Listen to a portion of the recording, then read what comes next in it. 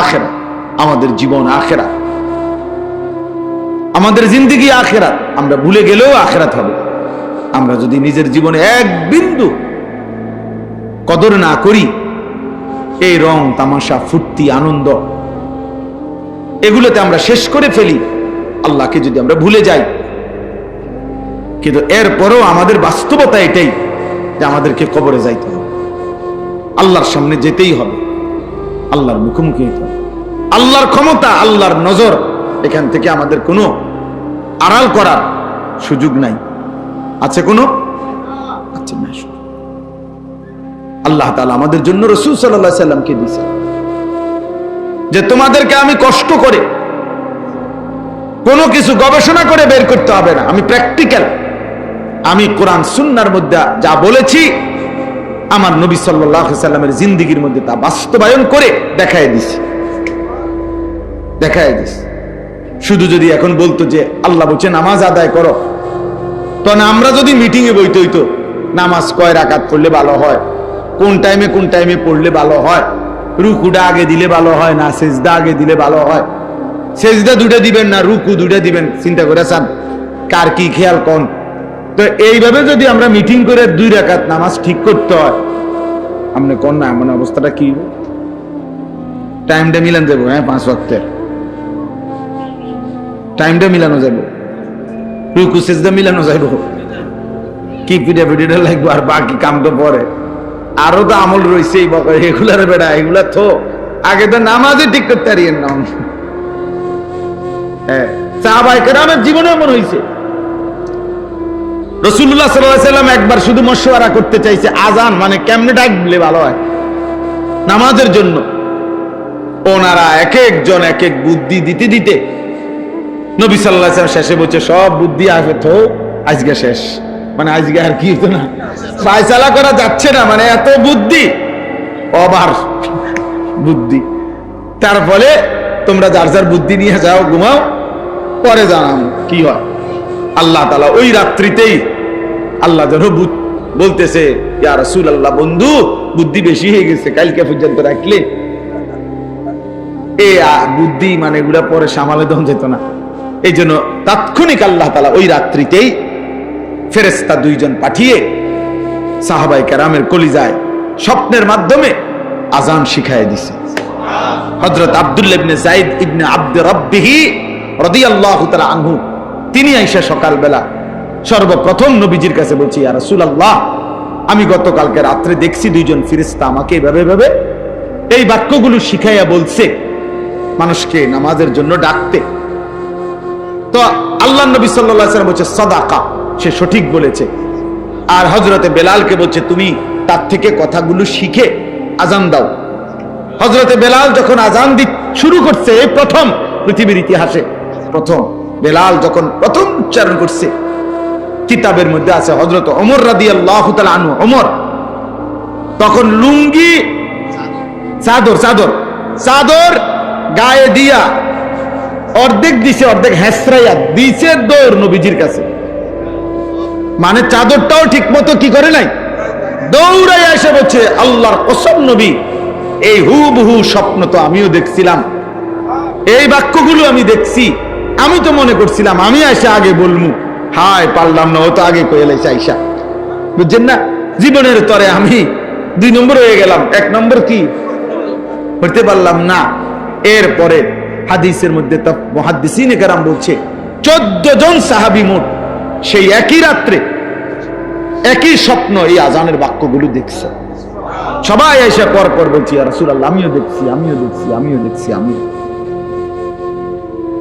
তো আল্লাহ তাআলা আমাদের জন্য নির্ধারণ করে দিয়েছেন সব, কোনো কিছু আমাদের মশওয়ারার উপরে ছেড়ে দেন নাই। আল হালালু বাইয়িন ওয়াল হারামু বাইয়িন, আল ইয়াউমা আকমালতু লাকুম দীনাকুম, দিন আল্লাহ নিজে বলছেন আমি পূর্ণ করে দিলাম, আর কিছু লাগবে না বান্দা, এখন শুধু বন্দেগী করবা আর জান্নাত বুঝে নিবা, আখিরাত বুঝে নিবা। এই জন্য আমাদের জীবনে এটা জরুরি। আমরা আল্লাহর থেকে ছুটতে পারবো না। মৃত্যুকে অস্বীকার করলেই মৃত্যু হবে না এমন না। কবরকে আমি বুঝি নাই, এই কথা বললেই কবর হবে না এমন না।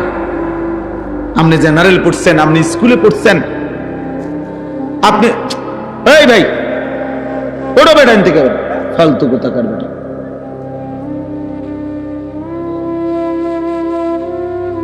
তুমি শুনবা না তোমার বয়ান, তামাশা আর কি। হের হের একটু ফর হেরটা হের ছবি উড়ায়, নিজে নিজে উড়াইতে আছে আর কি কয় না করি দিয়ে আমি কিনব। জি তাইলে কিন্তু ছুটে গেছে কথা।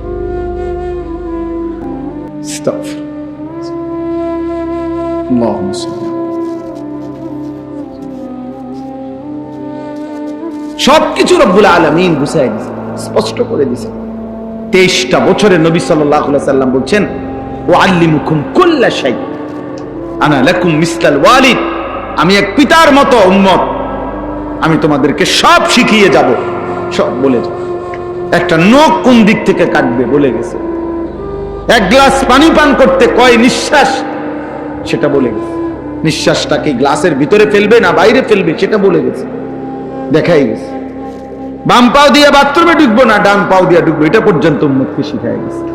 আবার বের হইতে সময় ডান পাও দিয়ে বাইরবো না বাম পাও দিয়ে বের হবে, উম্মতকে এটা বলে দিছে।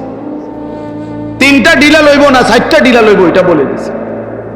কোন জিনিস দ্বারা ডিলা নিবে, কোন জিনিস দ্বারা ডিলা নিতে পারবে না, এটা হাড্ডি হইলে নেওয়া যাবে না, এটা গোবর হইলে নেওয়া যাবে না, এটা গাছের পাতা হইলে নেওয়া যাবে না, কথার কথা কোনটা দিয়ে নেওয়া যাবে কোনটা যাবে না এটা বলে দিছে। লুঙ্গিটা কখন উঠাবে, বাথরুমের ওই বাইরে থাকতে আলগি দিয়ে লেবো মাথা নাকি কাছে গিয়ে বলে দিছে। কোন পায়ের উপরে টয়লেটে বসে একটু ভর বেশি দিবে এটা পর্যন্ত বলে গেছে। হাত্তাল খিরআ বসার পদ্ধতিও কি বলে গেছে। বাথরুমে বসবে কি,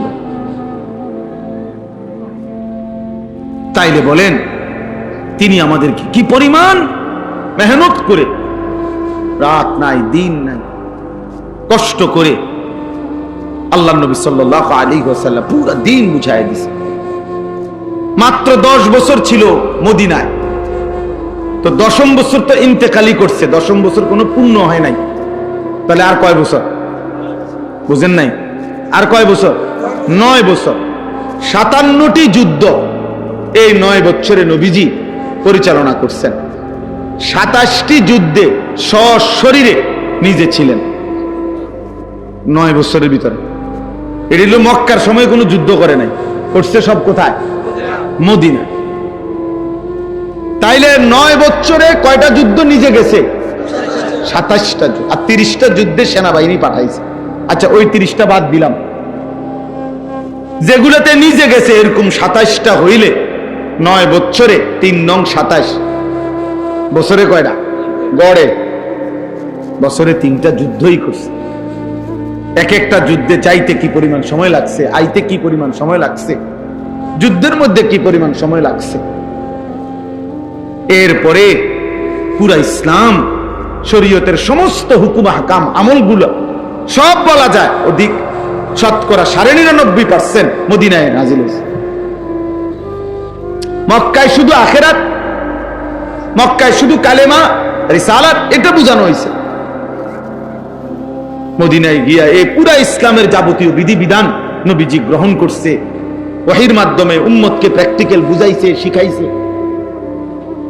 তাইলে বলেন কি পরিমাণ ব্যস্ততম সময় কাটাচ্ছে, সারা দিন মেহনত করছে। আল্লাহ বলছে ফাইজা ফারাগতা ফানসাব, রাত্রিবেলা আবার আপনি একাকী জিকির তেলাওয়াত তাহাজ্জুদ দোয়া কান্নাকাটি, একাকী দোয়া মুনাজাতের মধ্যে আমার সাথে আপনি আবার একাকী ইবাদতে লেগে যান। উম্মত ঘুমাক, আপনি রাসূল ঘুমাবেন না, ফানসাব ওরা ঘুমাক। ওরারে বললেন সাধ্য মতো পারলে যে দূর পারে তাহাজ্জুদ করুক, আর আপনার জন্য আমি আল্লাহ বলে দিলাম আপনি কিন্তু সারা রাত ঘুমাবেন না। নিসফাহু, হয় অর্ধেক ঘুমাবেন অর্ধেক জেগে থাকবেন, আবিন কুসমিনহু, অথবা অর্ধেকের চাইতে কম, অর্ধেকের চাইতে কম 3 ভাগ ঘুমাবেন, 1 ভাগ জেগে থাকবেন। আউজিদ আলাইহি, অথবা অর্ধেকের চাইতে বেশি, মানে 4 ভাগের 3 ভাগ জেগে থাকবেন, 1 ভাগ ঘুমাবেন। এইভাবে আল্লাহ তাআলা মানে অর্থাৎ এমন যেন হয় না হয় বন্ধু যে এশার পর থেকে ফজরের রাত এই পুরাটা রাত শুধু ঘুমায়েই কাটাইছেন, আপনার জন্য যেন এমন না হয়, আপনার জন্য এমন যেন না হয়। তাহলে সারাদিন কি তিনি ঘুমাইছেন? সারাদিনও তো মেহনতই করছে। আবার রাত্রে ছুটি দিছেন পুরা রাত, আবার বলছে আবার মেহনত কর, আবার মেহনত কর। এইভাবে আল্লাহ তাআলা নবীজিকে উম্মতের জন্য পেরেশানিতেই রাখছে। 9 বছরে যদি তিনি 27টা যুদ্ধে যাইতে হয় তো গেলেন কখন, আসলেন কখন? ঘরে যার 9 জন বিবি, তাদের খোঁজ খবর রাখলেন কি? 9 জন স্ত্রী একসাথে নবীজির ছিল মদিনায় মৃত্যু পর্যন্ত। 9 জন স্ত্রী। সাহাবা কয়জন? 15-20 জন। এই লক্ষের চাইতে বেশি সাহাবী নবীজির জামানায়। কল্পনা করেন, কেউ কোন একটা মাসালা, একটা ফতুয়া, একটা বিষয় অন্য কেউ জিজ্ঞাসা, কিন্তু জিজ্ঞাসা বুঝেন না এমনি কথাটা? রাসূলুল্লাহ সাল্লাল্লাহু আলাইহি ওয়াসাল্লাম থাকতে অন্য কেউ জিজ্ঞাসা করবেনি। তাহলে এই লক্ষের চাইতে বেশি সাহাবাদের যার যত প্রশ্ন, যার যত বিষয়, সবই তো জানতে চাইছে কার কাছে? নবীজির কাছে। কি জ্বালাতনটা গেছে মনে করো, কি কষ্টটা গেছে। আপন শালী হামনা বিনতে জাহাস, নবীজির একজন বিবির নাম হলো জয়নব, উনার বোন তো নবীজির কি শালিকা না? উনি আইসা দুলাভাইয়ের কাছে, মানে রাসূলুল্লাহ সাল্লাল্লাহু আলাইহি ওয়াসাল্লামের কাছে প্রশ্ন করছে, মাসালা জানতে চাইছে, এই হায়েজ নেফাসের মাসালা। নাহলে কারে জিগাইবে? হোক না দুলাভাই। হযরত আলী নবীজির কি কথা বলেন না, মেয়ের জামাই, চাচাতো ভাই তো আছে, মেয়ের জামাই না এখন ফাতেমা, তাহলে উনি শ্বশুর না, আপন শ্বশুর। তো উনার নিজের ব্যক্তিগত মাসআলা, একান্ত শারীরিক মাসআলা নবীজির কাছে জানতে চাইছে না? নবী সম্পর্কে উনি জানতে চাইছেন, তাহলে বলেন। কারণ কেউ তো রাসূলুল্লাহ সাল্লাল্লাহু আলাইহি ওয়াসাল্লামের উপস্থিতিতে অন্য কারো কাছে যায় না। আমি শুধু বুঝাইতে চাইতেছি তিনি উম্মতের জন্য কি পরিমাণ ব্যস্ততার সময়টা কাটায়। বিশ্রাম করছে কখন? ঘুমাইলো কখন? শুধু ঘোড়ার পিঠের সময়গুলো গুনলেই তো, যে যুদ্ধের 27টা যুদ্ধে ঘোড়ার পিঠে ছিল কতক্ষণ। তাহলে এত কষ্ট, এত মেহনত, এত পরিশ্রম, এত কান্না, এত চোখের পানি, দিবা নিশির এই কষ্ট মেহনত সয়ে যিনি আমাদের জন্য একটি পরিপূর্ণ দিন ইসলাম দিয়ে গেলেন, আজ আমরা তাকে ভুলে গেলাম। আজকে জওয়ান বলেন, বুড়ো বলেন, বাচ্চা বলেন, শিশু বলেন, সবাই যেন প্রতিযোগিতা করতেছে কিভাবে নবীজির সুন্নত ত্যাগ করা যায়। মেসওয়াক 60 বছরের বুড়াও চেনে না, 6 বছরের বাচ্চাও চেনে না, কেউই বোঝে না। ঘরকে ঘর এমন না, দস্তরখান 6 বছরের বাচ্চাও চেনে না, 60 বছরের বুড়া মেয়েও চেনে না। তো কি হলো চাচা, সমান হইল না? টেলিভিশন 6 বছরের বাচ্চাও দেখে, 60 বছরের বুড়া চাচাও দেখে। কথা বলেন না কেন? তো বরাবর হয়ে গেল না? বরাবরই তো হয়ে গেল, বরাবরই তো হয়ে গেল। বাচ্চাও মিথ্যা বলে, বুড়াও মিথ্যা বলে। বয়স্ক মানুষও সুদ খাচ্ছে, বয়স্ক লোক কিস্তি নিতেছে, বয়স্ক লোক কথায় কথায় গালিগালাজ করতেছে। 30 বছর মহিলা বেপর্দা, 40 বছর মহিলা বেপর্দা। প্রতিদিন মহিলার আওয়াজ পরপুরুষ শোনে, পরপুরুষ। একবার জীবনে নবীর স্ত্রীরা 9 জনে নবীজির কাছে বলছে, আমাদের খাদ্য খাবারের একটু কষ্ট হয়, আপনি যে অতিরিক্ত যুদ্ধের যে সম্পদ পান সেখান থেকে আমগো বরাদ্দ মাঝে মধ্যে গনিমতের মাল পাইলে একটু বাড়াইয়া দিলে হয় না? এই কথাটা একবার জীবনে বলছি। রাসূলুল্লাহ সাল্লাল্লাহু আলাইহি ওয়াসাল্লামের স্ত্রীরা 9 জন।